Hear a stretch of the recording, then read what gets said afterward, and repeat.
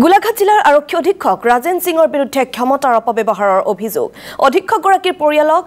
কাজিৰঙা ৰাষ্ট্ৰীয় উদ্যান পৰিদৰ্শন কৰিবলৈ হাতী সাফাৰীৰ আসন দিবলৈ সক্ষম নোহোৱাৰ বাবে নিশা খোৱাপাতিৰ পৰা উঠাই লৈ আনে বনপালকক বৃহস্পতিবাৰে পুৱা কাজিৰঙা চাবলৈ আহিছিল আৰক্ষী অধীক্ষক ৰাজেন সিঙৰ পৰিয়াল আৰু সেই সময়ত হাতী সাফাৰীৰ টিকট দিয়াৰ দায়িত্বত আছিল বনপালক তৰুণ গগৈ টিকট নথকাৰ বাবে এছপিৰ পৰিয়ালক টিকট দিব নোৱাৰিলে বনপালকজনে তাতে খৰ্গহস্ত হৈ আৰক্ষী অধীক্ষকগৰাকীৰ নিৰ্দেশত নিশা প্ৰায় 12 বজাত খোৱাপাতিৰ পৰা আৰক্ষীয়ে উঠাই লৈ আনে তৰুণ গগৈক পুৱা প্ৰায় 4 বজালৈকে কহৰা থানাত বহুৱাই নিৰ্যাতন বনপালকজনক খবৰ পাই নিশা থানাত উপস্থিত হয় বন বিভাগৰ লোক এছডিপিঅকে ধৰি কেইবাজনো বিষয়া পিছত জিলা আয়ুক্তৰ হস্তক্ষেপত যাবলৈ দিয়া হয় বনপালক তৰুণ গগৈ আৰু এই ঘটনাই এতিয়া সৃষ্টি কৰিছে তীব্ৰ চাঞ্চল্যৰ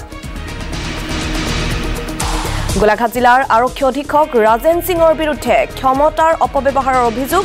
অধীক্ষকগৰাকীৰ পৰিয়ালক কাজিৰঙা ৰাষ্ট্ৰীয় উদ্যান পৰিদৰ্শন কৰিবলৈ হাতী সাফাৰীৰ আসন দিবলৈ সক্ষম নোহোৱাৰ বাবে নিশা খোৱাপাতিৰ পৰা উঠাই লৈ আনে বনপালকক আৰু বৃহস্পতিবাৰে পুৱা কাজিৰঙা চাবলৈ আহিছিল আৰক্ষী অধীক্ষক ৰাজেন সিঙৰ পৰিয়াল সেই সময়ত হাতী সাফাৰীৰ টিকট দিয়াৰ দায়িত্বত আছিল বনপালক তৰুণ গগৈ কিন্তু টিকট নথকাৰ বাবে এছপিৰ পৰিয়ালক টিকট দিব নোৱাৰিলে বনপালকজনে তাতে খৰ্গহস্ত হৈ আৰক্ষী অধীক্ষকগৰাকীৰ নিৰ্দেশত নিশা প্ৰায় 12 বজাত খোৱাপাতিৰ পৰা আৰক্ষীয়ে উঠাই লৈ আনে তৰুণ গগৈ আৰু পুৱা প্ৰায় 4 বজালৈকে কহৰা থানাত বহুৱাই নিৰ্যাতন চলাই বনপালকজনক খবৰ পাই নিশাই থানাত উপস্থিত হয় বন বিভাগৰ লোক এছডিপিঅকে ধৰি কেইবাজনো বিষয়া আৰু পিছত জিলা আয়ুক্তৰ হস্তক্ষেপত যাবলৈ দিয়া হয় বনপালক তৰুণ গগৈ আৰু এই ঘটনাই এতিয়া তীব্ৰ চাঞ্চল্যৰ সৃষ্টি কৰিছে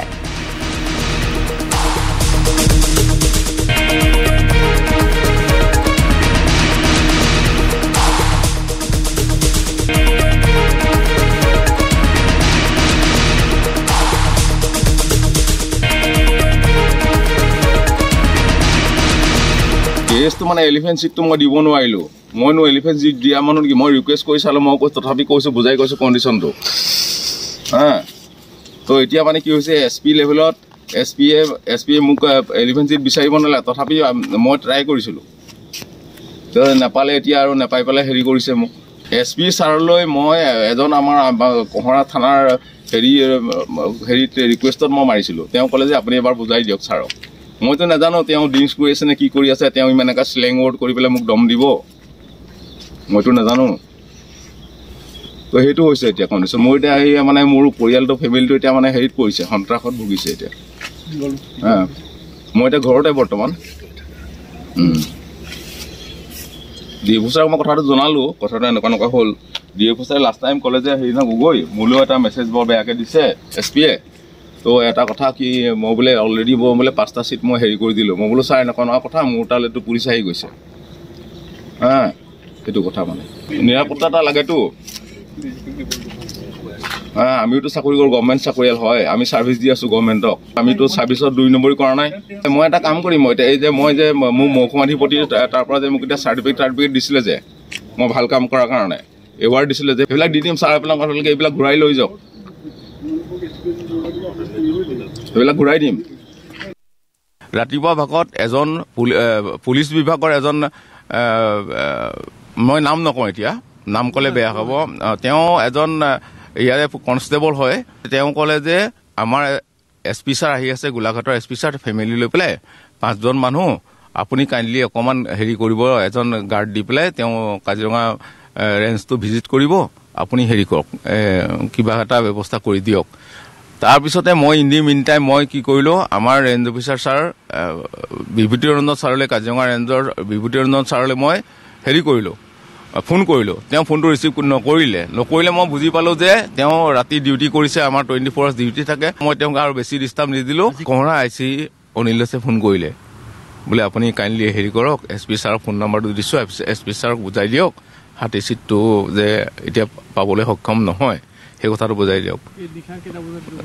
11টা বাজি পাৰ হৈছে তাৰমানে 11টা 11:30 এনেকুৱা হৈছে তাৰমানে এছপি ছাৰক ক'লোঁ ছাৰ এতিয়াতো পচিবল নহয় অলৰেডি গোটেই হাতী চিটবিলাক ভিজিটৰ্ছক দিয়া হৈ গ'ল পইচা পাতি লৈ পেলাই হেৰি হৈ গৈছে তো লিমিটেড হাতী চিট গতিকে সেইকাৰণে ভিজিটৰ্ছক আমি ডিপ্ৰাইভ কৰিব নোৱাৰোঁ আপুনি প্লিজ ডে আফটাৰ টুমৰো আপুনি হেৰি কৰক ভিজিট কৰক আপোনাৰ কাৰণে 5টা নহয় 10টা হাতী চিট আমি দৰকাৰ হ'লে আমি প্ৰভাইড কৰিবলৈ আই উইল ট্ৰাই তো এইবুলি তেওঁ ক'লোঁ তেওঁ কৈছে হেৰি নহয় আপোনালোকক বোলে হেৰি কিবা কেছত আপোনালোকক এৰেষ্ট হ'লে মানে আপোনালোকক যদি বোলে কাইলৈ নহয় পৰহিলৈ আপোনালোকক ৰিলিজ দিম তেতিয়া হ'বনে আপোনাৰ তেনেকৈ কৰিলে হ'বনে এনেকৈ বুলি কৈছে নেক্সট টাইম আকৌ তেওঁ SP নিজে ফোন কৰিলে গোলাঘাটৰ SP তেওঁ ফোন কৰি পেলাই মোক কি কৈছে ফোনতে মোক কৈছে যে বোলে হেৰি নহয় তই তৰুণ গগৈ নেকি মই বোলো হয় ছাৰ তই বুলি কৈছে তই তৰুণ গগৈ নেকি হা কৈছে তোক মই এতিয়া এৰেষ্ট কৰাই আছো আৰু স্লেং ৱৰ্ড কৈছে এটা আমাৰ অসমীয়াত জানে নহয় কিন্তু স্লেং ৱৰ্ড কয় সেই স্লেং ৱৰ্ড ব্যৱহাৰ কৰি পেলাই তেওঁ মোক কৈছে তাৰপিছত মোক ৱাইফে শুনি আছে মোৰ ৱাইফে বিচনাত আছে বিচনাতে মোৰ ৱাইফৰ লগতে শুৱে তো তেওঁ শুনি আছে মানে শুনি পেলাই তেওঁ কৈছে আপুনি ফোনটো ৰেকৰ্ডিং নকৰে কিয় এইটো ইমান বেয়াকৈ কৈ আছে আপোনাক গোলাঘাটৰ SP মই নাজানো SP হয় নহয় তেওঁলোকৰ মোৰ মুখামুখি হোৱা নাই কিয় কিন্তু মই ফোন নাম্বাৰটো SP বুলিয়ে ছেভ কৰিছোঁ আৰু he may be SP or not I don't know' he may be dacoit or may be some criminal ধমকি দিছে মোক তাৰপিছতে মই যেতিয়া তেনেকৈ কৈছোঁ তেতিয়া মই এলাৰ্ট হৈছোঁ মোৰ মানে 6th চেন্সে কৈছে যে এতিয়া পুলিচ আহিব মোক এৰেষ্ট কৰিব সঁচাকৈ আহিলে আৰু মোক এৰেষ্ট কৰিলে পুলিচে প্ৰায় 12টামান বজাতো গৈছে নেকি এনেকৈ আনিলে আনি পেলাই ইয়াত বহাই থৈ দিছে এতিয়া মেডিকেল কৰিলে কিবা কৰিলে 3 ঘণ্টা মই বহি আছোঁ মই ভাবিছোঁ টুমৰো আই will resign from my service